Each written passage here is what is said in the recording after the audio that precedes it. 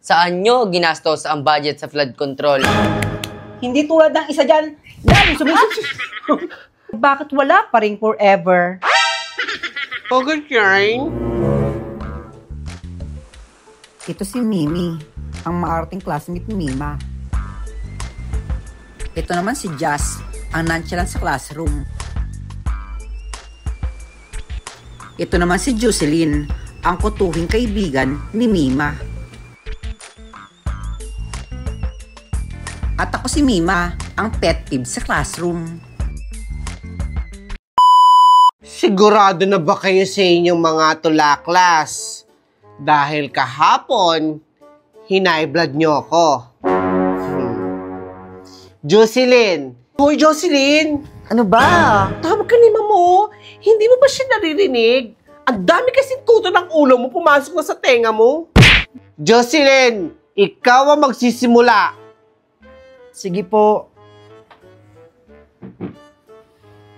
Malaglagan ako ng kuto mo. Ew. Plema. Plema, plema, plema. Isa sa malapot nating problema na pag umuboy, masakit sa tenga. Sa lakas ng ubo mo ay nabibingi ako na para bang alulong ng isang lobo at putok ng pikulo. Hindi ko maisip kung bakit ayaw mong ipasipsip ang plema mong kapit na kapit sa lalamunan mo'y nakadikit. Sa lakas ng ubo mo ay natatakam ako na para bang chicharon na tinda sa ugbo. Ito'y huwag hayaan kung ayaw sa mundo'y lumisan. Kaya't uminom ng gamot kung ayaw mong madampot sa kangkungan. Thank you po, ma'am. May pagbabago nga. Ikaw naman, Jazz.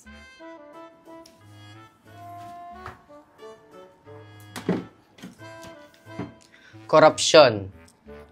Ang dating bayan na hinahangaan, ngayon ay binalot na ng baha. Kaligtasan ng Pilipino inyong gusto, saan nyo dinala ang budget sa flood control? Tayo ay nakaligtas sa mga nananakop, ngunit hindi sa gobyernong kurakot. Ang galing ni Jazz. May aral ang iyong tula. Magaling ka, Jazz. Ikaw naman, Mimi. Ako na agad, ma'am. Ang bilis-bilis naman eh. Napakarte dito magsalita. Pwede Parang ganda. Pwede na dalang muna yung ambaga dito. Bakang ganda, huy. Bisa mo na. Ano ito? Rasmar. Bow. Parang gumaganyan pa. Kalang prinsesa Balaa. Ating isigaw ang pambansang awit, si Rose Marguerite sa mga pangit. Naglalakihang bahay at mansyon. Guys, kumain tayo ng lechon. Mahirap man ako, at least sabon ko'y kagaya ko. Sira ang aking cellphone. Ma'am Rosmar, pengi naman ang iPhone. Sariling wika ay bigkas. Si Rosmar lang ang malakas. Rosmar! Si Rosmar lang ang malakas! Rosmar.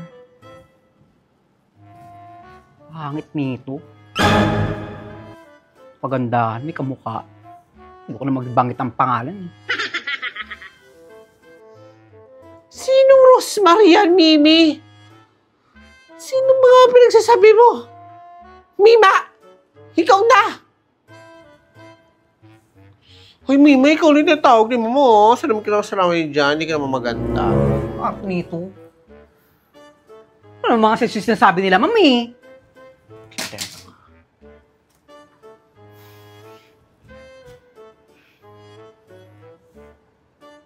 Bahay kubo, baw, upo. Katulad ng kaklasit mong sip-sip sa eskwelahan, sumisip-sip din doon ng kolesterol sa ating katawan. Hindi tulad ng isa dyan, lalo sumisip-sip.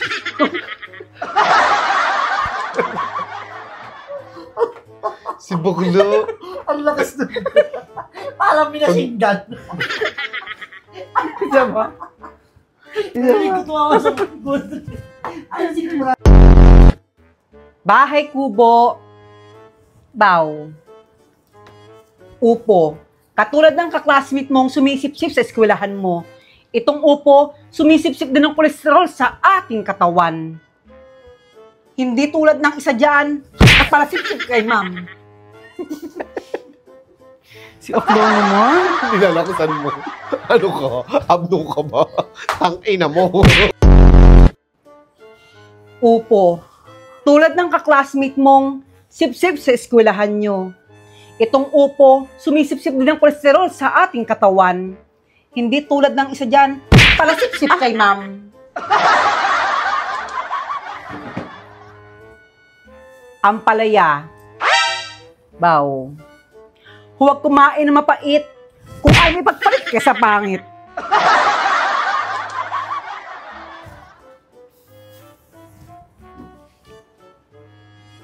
Bawang.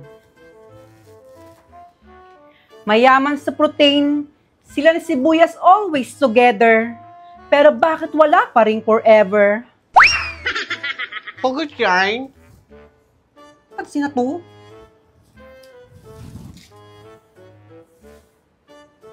Apple. Si Crush kumain ng apple, tapos sa iba na Paul.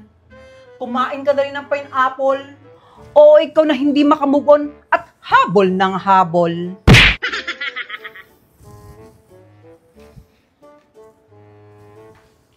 Kumain ng gulay habang may buhay.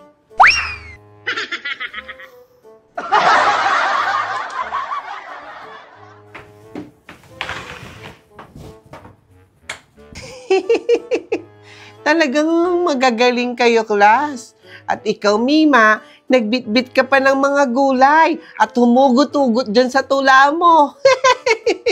Palakpakan niyo ulit yung mga sarili niyo, class. Mga hindi na naman kayo nakapasa! Nag-effort-effort pa ako.